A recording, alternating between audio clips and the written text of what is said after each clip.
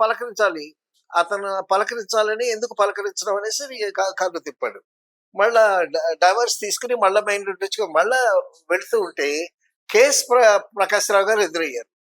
KS Prakash Rao గారు ఎదురైతే ఆయన కారాపి ఆయన్ని పలకరించి చక్కగా ముచ్చటించి మాట్లాడి పంపించారు.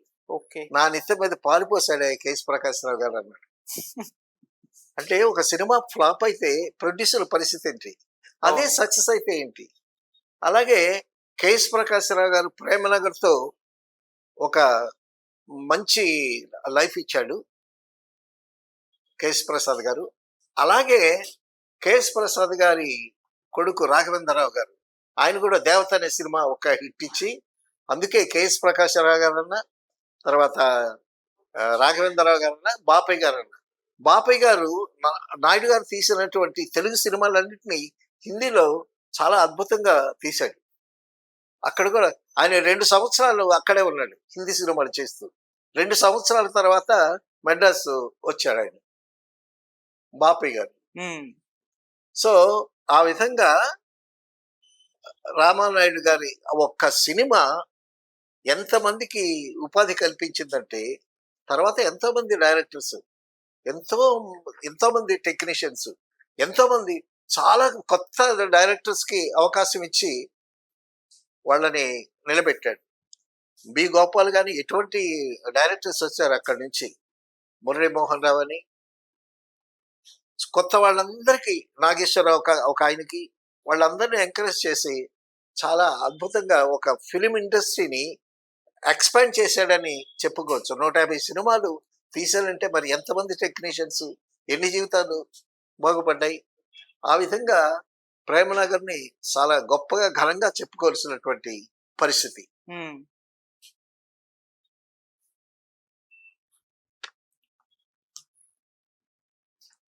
ప్రేమనగర్లో జ్యోతిలక్ష్మితో ఒక పాట పెట్టాడు. ఓకే. ఏం పాట సార్? ఆ పాట ఏంటి తెలుసా? లే లే లే రాజా అని, లేవమంటావా నన్ను లేపమంటావా, లే లే లే నా రాజా అని ఒక పాట పెట్టాడు. ఈ పాట విని అందరూ అప్పుడు ఏమన్నారు తెలుసా? ఏంటి బూత్ పాటలు పెట్టారు ఇంత మంచి సినిమాలో అని అన్నారు. అది మాస్కి బాగా హిట్ అయ్యింది. ఆ పాట చూడటానికి కొంతమంది ప్రేక్షకులు వచ్చేవాళ్ళంట. ఓకే. సో సినిమా చాలా క్లాసికల్ సినిమా, ఒక సైకలాజికల్ మీద డ్రామా అది. నాగేశ్వరరావు గారు ఎప్పుడు తాగుతూ ఉంటాడు.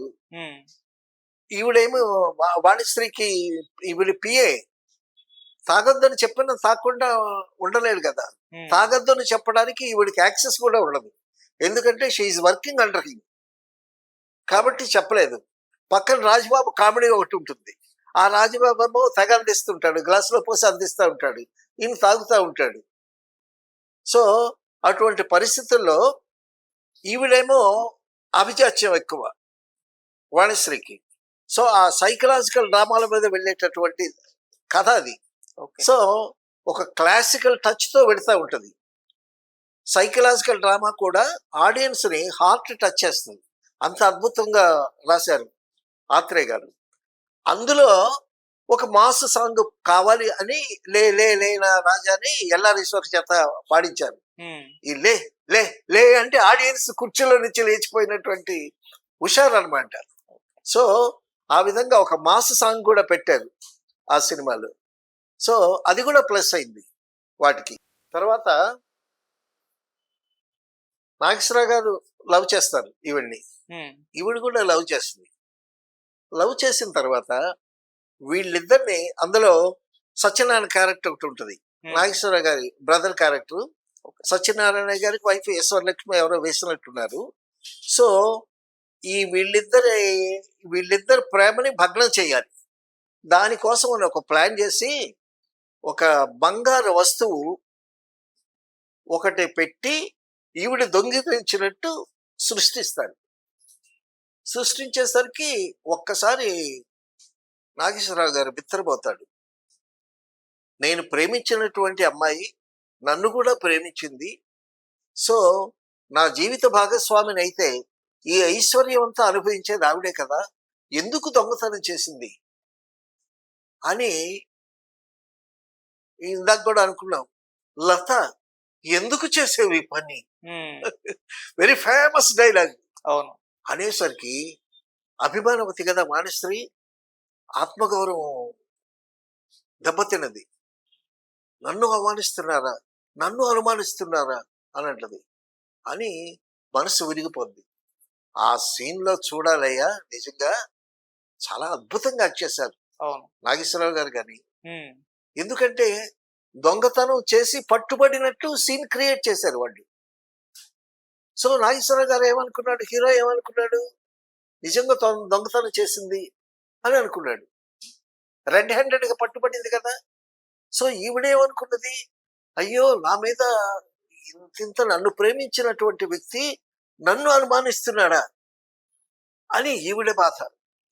ఆ సీన్స్ లో వాళ్ళిద్దరు పర్ఫార్మెన్స్ అద్భుతమైనటువంటి పర్ఫార్మెన్స్. తర్వాత ఈయన ఇంతకు ముందు బాగా తాగుతూ ఉండేటప్పుడు, సో ఆయన చేత తాగుడు మాన్పించడానికి ఈవిడ ఎంత ప్రయత్నించినా విఫలం కాలేదు. అక్కడ ఒక వేణుపాట పెట్టారయ్యా. ఒక గదిలోకి వెళ్తుంది. ఆ గదిలో ఒక వీణ ఉంటుంది, తుప్పు పట్టిపోయి ఉంటుంది. ఆ గదిలోకి ఎవరు వెళ్ళరు అసలు, ఒక పూజ గది అనుకో. అటువంటి గదిలో ఒక తుప్పు పట్టిన వీణ, దాని మీద ఒక చిన్న క్లాత్ పరిచి ఉంటుంది. ఈవిడ వెళ్ళి ఆ వీణను తీసి కాస్త దులిపి ఆ వీణ మీద పాట పడుతుంది. ఎవరో రావాలి ఈ వీణను సవరించాలి, నాలో రాగం పలికించాలి అని సుశీల పాడుతుంది. అద్భుతమైనటువంటి పాట. సింబాలిజం ఏంటి తెలుసా, ఈయన తాగి ఇలా చెడిపోతున్నాడు కాబట్టి ఈయన మామూలు మనిషిగా చేయటానికి ఒక రాగం రావాలి, ఈ వీణను శృతి చేసినట్టే ఆయన మళ్ళీ తిరిగి చక్కగా జనస్రవంతిలోకి వచ్చి తాగుడు మనిషిగా బ్రతకాలి అనేటువంటి ఉద్దేశంతో చాలా అద్భుతమైనటువంటి పాట. అసలు కథ ఏంటి, పాటలేంటి, అద్భుతమైనటువంటి బ్యాక్గ్రౌండ్ స్కోర్ మళ్ళా. ఓకే. అటువంటి వీణ పాటతో సుశీల్ అయితే గుండెలు పిండేసేటట్టు పాడింది. సరే, వీళ్ళిద్దరి ప్రేమ, వీళ్ళిద్దరి మధ్య ఆవిడ దొంగదయింది, ఈయన మనసు విరిగిపోయింది. నా మీద దొంగతనం కట్టారని ఈవిడ మనసు విరిగిపోయింది. విరిగిపోయినటువంటి విషాదంలో తాగుడు ఎక్కువైపోద్ది నాగేశ్వరరావు గారికి.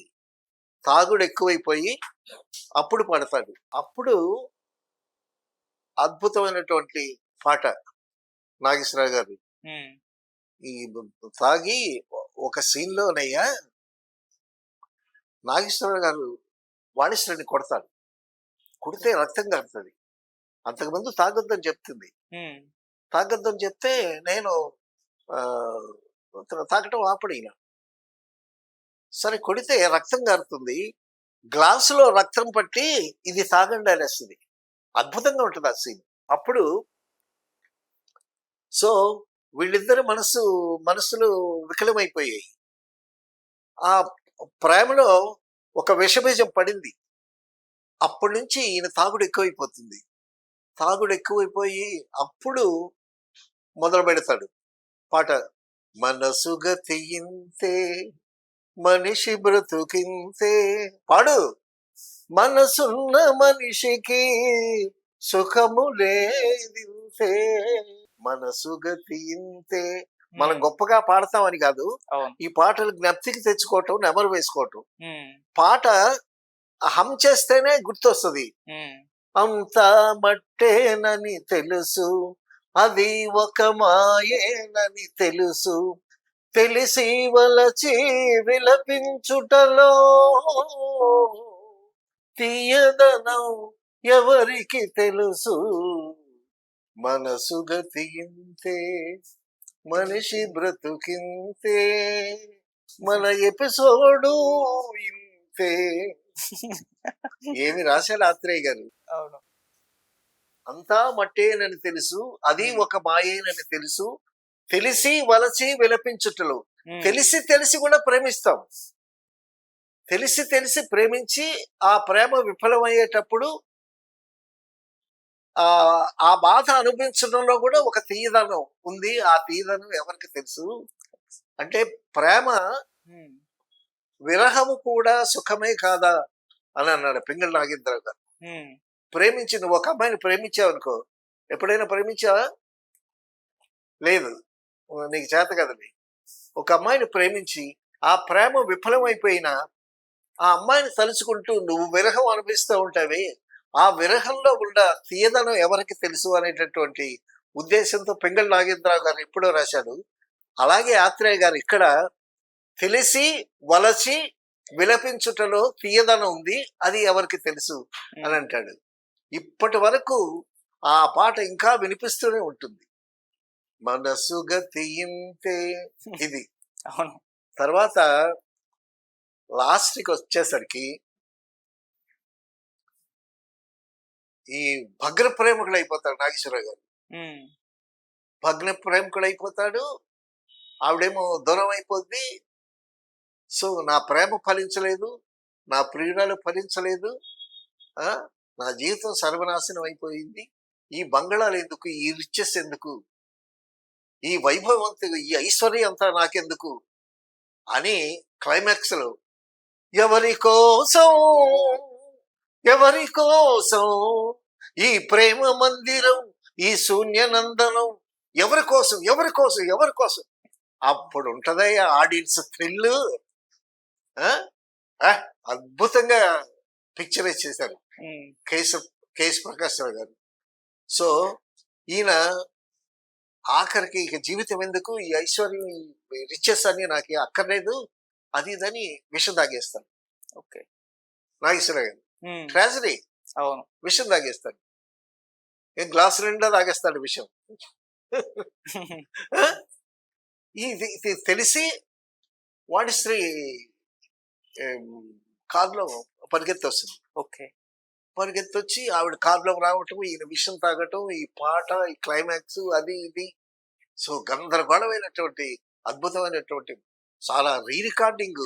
మరి కేవి మహాదేవ్ ఎంత అద్భుతంగా చేశాడు ఆ రీ రికార్డింగ్ లో, ఆ పాటలో ఘంటసాల గారు పాడటం, అసలు గొంతు పగిలిపోయి అంతగా పాడాడు ఘంటసాల గారు. ఓకే. సో ఆఖరికి ఒక ట్రాజడీకి క్లైమాక్స్ స్కోప్ ఉంది, కామెడీ క్లైమాక్స్ కి కూడా స్కోప్ ఉంది. ఆ విధంగా తెలుగులో ట్రాజడీ చేశారనుకుంటా. 55 సంవత్సరాలు అయింది సినిమా. తమిళ్లో మాత్రం అటు ట్రాజడీ చేశారు, కామెడీ చేశారు, రెండు సక్సెస్ అయ్యాయి. సో ఈ విధంగా అద్భుతమైనటువంటి సంగీతం, ఘంటసాల గారి గానం, అద్భుతమైన స్క్రిప్టు, పాటలు, కళాఖండం అంటే కళాఖండం. ప్రేమనగర్ అంత గొప్ప సినిమా రామానాయుడు గారి సినిమాల్లో, ఆ 150 సినిమాల్లో అది ఆడమించాం. ఓకే. సో అటువంటి లవ్ స్టోరీ కోడూరి కౌశల్యాదేవి నవల అది.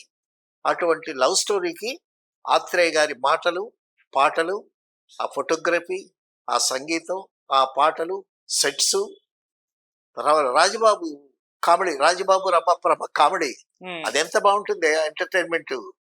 కోకు నాకేసుకో అంటాడు రాజబాబు. సో నవరసాలు అంటావే, ఆ నవరసాలు కలిపి ఆ 24 క్రాఫ్ట్స్ తాలూకా వాటి ఫలితాలన్నీ చాలా చక్కగా అమరి అద్భుతంగా ఆడియన్స్ ని అలరించి ఇప్పటికీ మర్చిపోకుండా ఉన్నటువంటి గొప్ప కళాఖండం, గొప్ప సినిమా ప్రేమనగర్.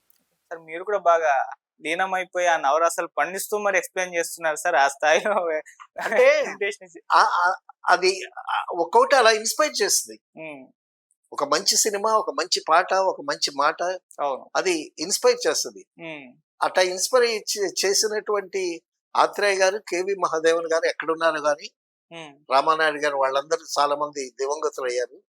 వాళ్ళు మనకి ఒక అద్భుతమైనటువంటి కొన్ని కళాఖండాలను ఇచ్చి, వాళ్ళు వేసిన ఫౌండేషన్స్, ఫిలిం ఇండస్ట్రీకి వాళ్ళు వేసిన మహామహులు వేసినటువంటి ఆ ఫౌండేషన్స్ మీద ఇప్పుడు చిత్రసీమ ఈ ఈ విధంగా పరిఢవిల్లి ఎంతో మందికి ఉపాధి కల్పిస్తూ దేదీప్యమానంగా వెలుగుతుంది. అందులో ఆ సినిమా ఫీల్డ్‌లో మనలాంటి వాళ్ళందరం కూడా చక్కగా జీవనం సాగిస్తూ ఉన్నాం. ఓకే. సో, వాళ్ళందరికీ మనం నిజంగా ఎంతైనా రుణపడి ఉన్నాం. ఓకే. వాళ్ళందరికీ మన నివాళి అర్పించాలి. సార్ అలాగే ఇప్పుడు రామానాయుడు గారి దగ్గర నుంచి ఒక 150 సినిమాల వల్ల ప్రొడక్షన్స్ రావడం చూస్తాం. ఇప్పుడు వాళ్ళు అసలు చేయడం లేదు. మరి రావాలని కోరుకుంటున్నారా? మీ ఒపీనియన్ ఏంటి సార్ దీనిపైన? సినిమా చేయటానికి కూడా గట్స్ ఉండాలి. ఆ! డబ్బులు పోతాయేమో అని ఆలోచిస్తే డబ్బులు రావు. ఓకే. సినిమా చేయటానికి హ్మ్. ఆ ప్యాషన్ ఉండాలి, ఆ హ్మ్. లవ్ ఉండాలి, హ్మ్. ఆ టేస్ట్ ఉండాలి. అవన్నీ ఉన్ననాడే వస్తాయి. Okay sir. లేకపోతే రావు. Thank you so much. Thank you. So ఇది మరి వాళ్ళ ఎపిసోడ్‌లో మన మూవీ మొగల్ రామానాయుడు గారు తెరకెక్కించిన 'ప్రేమ్ నగర్' సినిమా విశేషాలవి. సో అద్భుతంగా ఎక్స్‌ప్లెయిన్ చేశారు కనగాల జయకుమార్ గారు. మరొక ఎపిసోడ్‌లో మరొక ఇంట్రెస్టింగ్ టాపిక్ అయితే తెలుసుకునే ప్రయత్నం చేద్దాం. Thank you so much.